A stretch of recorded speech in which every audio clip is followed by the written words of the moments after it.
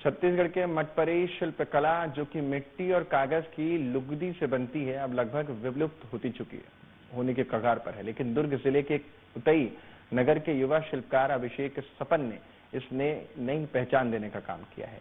तीजा त्योहार पर उनकी कलाकृतियां भाई बहन के रिश्ते और स्त्री शक्ति का सुंदर चित्रण करती हैं। अभिषेक की परदादी बैगैया बाई भी इस कला में निपुण थी, उन्हें प्रेरणा मिलती रही।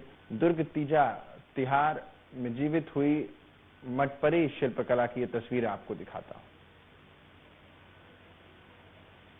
आज छत्तीसगढ़ में तीज का पर्व मनाया जा रहा है। तीज के पर्व में जो है माताएं हैं, जो बहनें हैं, वो अपने मायके जाती है और इस पर्व को अपने मायके में मनाती है। इस तीज के पर्व को जो है मटपरी शिल्प कला के माध्यम से जो है एक कलाकार ने कितने बेहतरीन तरीके से आकार दिया है मूर्तियों को। आप इसको करीब से देखिए हमारे वीडियो में। और हमारे साथ मौजूद है छत्तीसगढ़ के एकमात्र मटपरी शिल्प कलाकार जो है, जिन्होंने इस मूर्तियों को आकार दिया है। वो किस प्रकार से इस पर काम कर रहे हैं और किस तरह से इसकी पृष्ठभूमि है, क्या इसके पीछे इतिहास है इस मटपरी कला की। एक इन्होंने बताया जैसे कि एक विलुप्त कला है जिसे लगभग 50-100 साल पहले भुला दिया गया है। इन्होंने एक नए तरीके से नवाचार से इस कला को जो है वो बढ़ावा दे रहे हैं और बना रहे हैं। सीधे जुड़ते हैं अभिषेक सपन जी से, जानते हैं कब से इस पर आप काम कर रहे हैं। मैं कम से कम 2009 से इसको बना रहा हूँ और ये अभी कम से कम 12-13 साल हो गए हैं इसको बनाते हैं।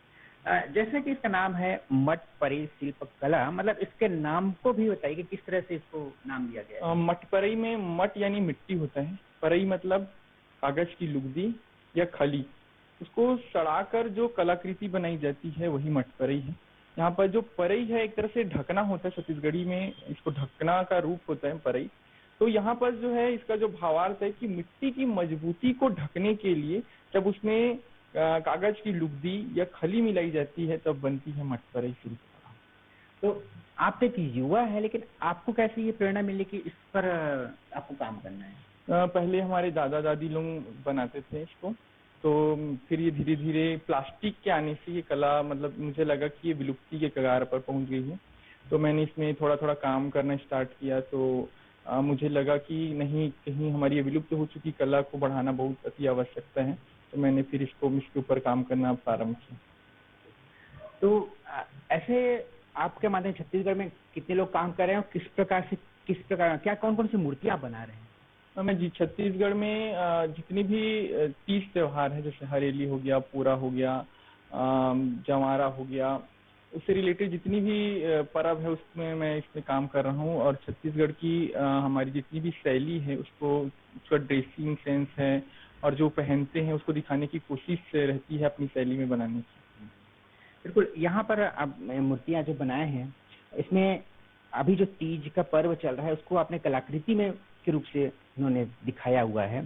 थोड़ा सा इसके बारे में बताएं कि इस तीज के पर्व पर क्या परंपराएं हैं हमारे छत्तीसगढ़ की। ये उसका भाई है और ये अपनी बहन को तीजा ले जाते हुए दिखाया गया है और इसके जो कंधे में उसकी भांजी को मैंने दिखाया है। साथ ही साथ बहनों को यहाँ पर फुलेरा पूजा करते हुए दिखाया है, जो भगवान शिव का बालू मिट्टी से शिव जी का पार्थिव शरीर बनाकर पूजा करते हुए दोनों बहनों को मैंने दिखाया है। उसके बाद जो निर्जला व्रत कंप्लीट होने के बाद वहाँ पर उनको भोजन जो ठेठरी खुरमी जो खाते हुए मैंने दिखाने की कोशिश किया है। साथ ही साथ वहाँ उपहार लेते हुए मैंने दिखाया है कि अपनी बहन को तीजा का जो साड़ी, तीजा लुगरा बोलते हैं, वो देते हुए दिखाया है। और क्योंकि ऐसा कहा जाता है कि माताएं कहती हैं कि हमें जमीन जायदाद मत दो, पर कहीं ना कहीं हमको तीजा पूछ ले हमारा भाई, यही सबसे बड़ी बात कहा जाता है। तो मैंने इसमें दिखाने की कोशिश की, अपनी संस्कृति को दिखाना मेरा मेन उद्देश्य रहता है। छत्तीसगढ़ में किस प्रकार से महिलाओं का, माताओं का सम्मान से प्राचीन काल से छत्तीसगढ़ में भी परंपरा बनी हुई है। उसी त्योहार के रूप में, तीज के रूप में जो है मायके के में भी उसके अंतिम समय तक दिया जाता है।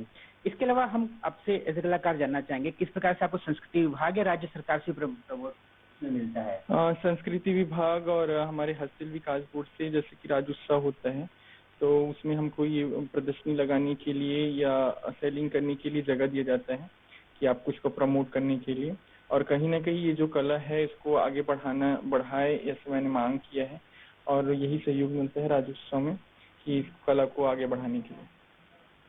बिल्कुल, अब देख रहे हैं एक प्राचीन विलुप्त कला मठ पर शिल्प कला, जिसे जो है अभिषेक थपन जी इसको आकार दे रहे हैं लगातार। युवा अवस्था में भी अपने युवा अवस्था में इस तरह से कला को जो है प्रमोट कर रहे हैं, और बहुत सारे युवाओं के लिए वो प्रेरणा है कि इस कार्य क्षेत्र को जो है, जो छत्तीसगढ़ की पुरानी संस्कृति से जुड़ी हुई है, ऐसे कई सारी कलाएं हैं जो अभी विलुप्ति के कगार पर है, जिसे लोग नहीं जानते। हम इसे अगर प्रमोट करें तो वापस छत्तीसगढ़ की कला संस्कृति को दुनिया के सामने ला सकते हैं।